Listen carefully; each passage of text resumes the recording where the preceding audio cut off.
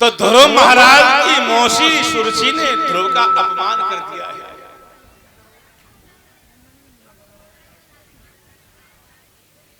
ध्रुव की मौसी ने सुरसी ने ध्रुव महाराज को पिता की गोदी में बैठा देखा तो उसमें धक्का मार दिया है और कहा तू दासी का पुत्र है, तू बांदी का पुत्र है।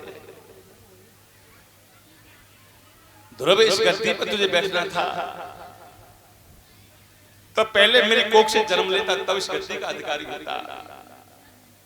तू तो दासी बांदी का पुत्र है रे, दोबारा लौट के इधर मत आ जाना।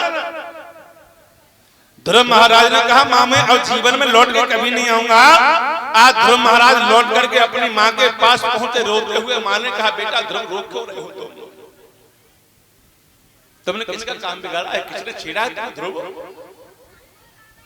ध्रुव ने कहा मैया मैं तुमसे आज्ञा लेके पिता की सभा में पहुंचा, पिता ने उठा के मुझे गोदी में बिठा लिया और मौसी ने मुझे बांह पकड़कर मुझे धक्का मार दिया। अब मुझसे कहा कि मैं बांदी का पुत्र हूं, मैं दासी का पुत्र हूं। लेकिन मां इस बात का मुझे दुख नहीं है कि मेरी मौसी ने मुझे मारा है। मुझे दुख केवल इस बात का है कि मेरी मौसी मुझे मारती रही लेकिन पिता ने मेरे बारे में दो शब्द नहीं कहे, पिता ने मुझे बचाया। सुनीति ने कहा बेटा ध्रुव वो तेरा पिता कहां है?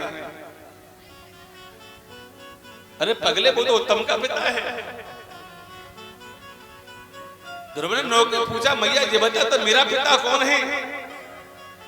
सुनीति ने कहा बेटा ध्रुव तेरा पिता तो भगवान है, तेरा पिता तो ईश्वर है, तेरा पिता तो गोविंद है लाला। ध्रुव महाराज हाथ जोड़ के अपनी मां से बोले मां मैं तो ये सोचता था कि मेरा पिता उत्तानपाद है और तू कह रही कि मेरा पिता भगवान है। तो मैया मुझे ये बता मेरा पिता भगवान मुझे कहां मिलेगा, कैसे मिलेगा? मैं अपने पिता की गोदी में बैठना चाहता हूं, अपने पिता से प्रेम करना चाहता हूं।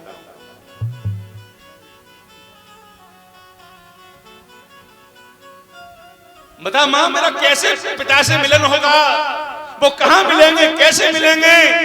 आज ध्रुव की मां ने कहा बेटा ध्रुव जब तू बड़ा हो जाए, तू शादी हो जाए,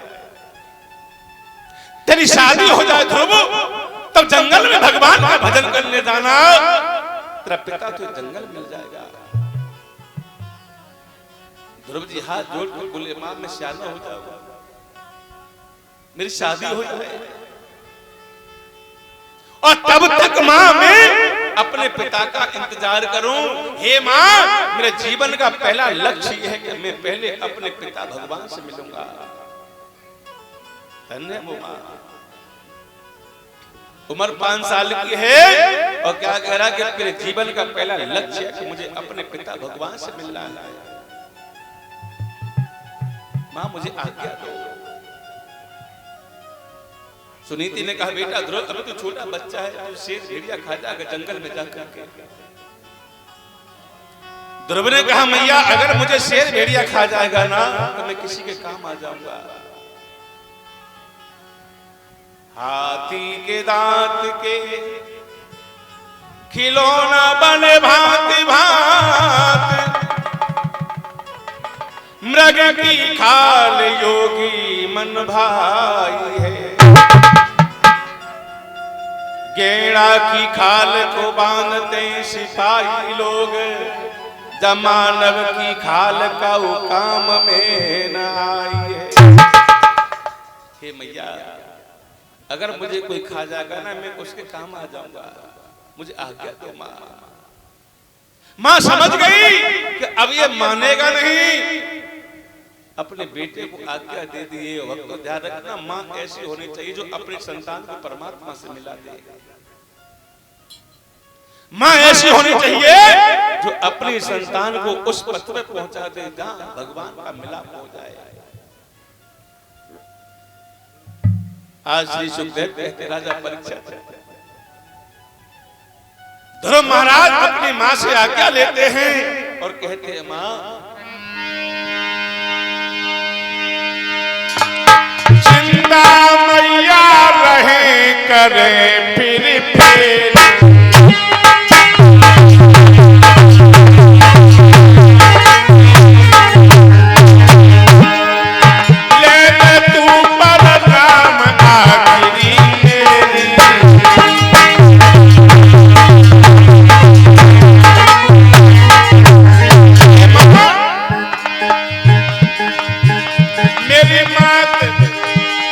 जगत में मतलब क्यों व्यवहार,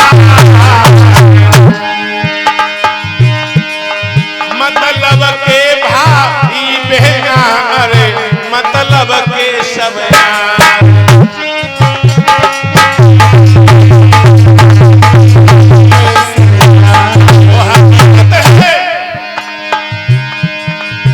ये है मतलब का सारा जमाना, ये है मतलब का सारा जमाना, यहाँ वफादार कोई नहीं है।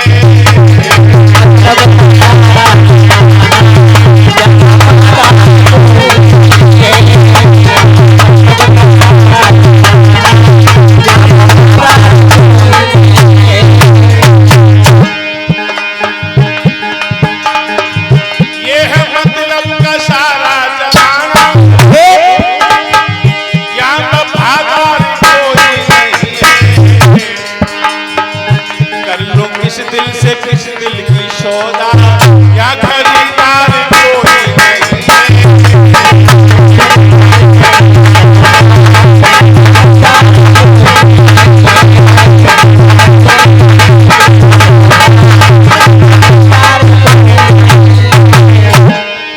जेब कतरे हैं ये दुनिया वाले,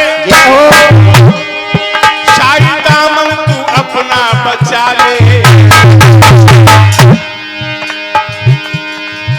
इस दुनिया में महाराज तेरा क्या मददगार कोई नहीं है।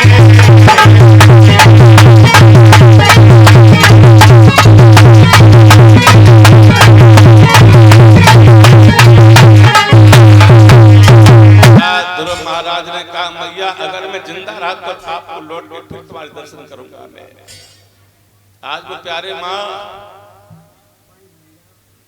जिसका 5 साल का बच्चा माँ को छोड़ के जा रहा हो जंगल में, प्यारो उस माँ के दिल से पूछे क्या गुजरती उस माँ के दिल पर। एक बार को तो माँ बेहोश हो गई थी। ध्रुव महाराज जंगल में पहुंचे ही जंगल में भाग आए हैं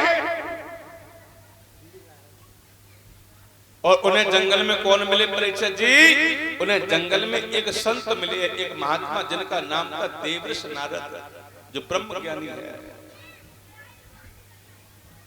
नारद बाबा से ध्रुव महाराज की भेंट हुई है। नारद बाबा ने कहा बेटा ध्रुव कहां से आए हो, तुम कहां जा रहे हो? ध्रुव महाराज ने कहा बाबा मैं अयोध्या से आया हूं।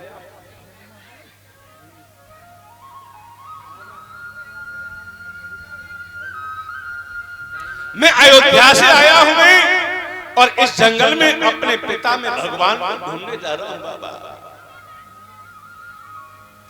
नारद बाबा ने कहा बेटा ध्रुव भगवान कोई ऐसी वैसी चीज नहीं है जो हाल जंगल में मिल जाएगी लाला। भगवान को पाना लोहे के चले चबाना है, भगवान को पाना मौत को दावत देना है। जिस जंगल में आप घूम रहे हो ध्रुव महाराज, इसमें जहरीले जीव जंतु रहते वो तुम्हें खा जाएंगे। ध्रुव महाराज ने कहा नारद से बाबा जिनको भगवान पर भरोसा है, जिनको भगवान पर विश्वास है बाबा, ये संसार ये जीव जंतु उसका कुछ नहीं बिगाड़ सकते हैं। आज नारद बाबा समझ गए।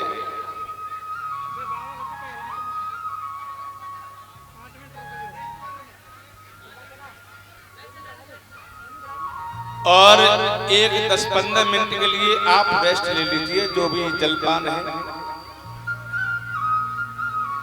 10-15 मिनट का ये जलपान के लिए आपको रेस्ट दे रहे हैं, आप जलपान कर सकते हो।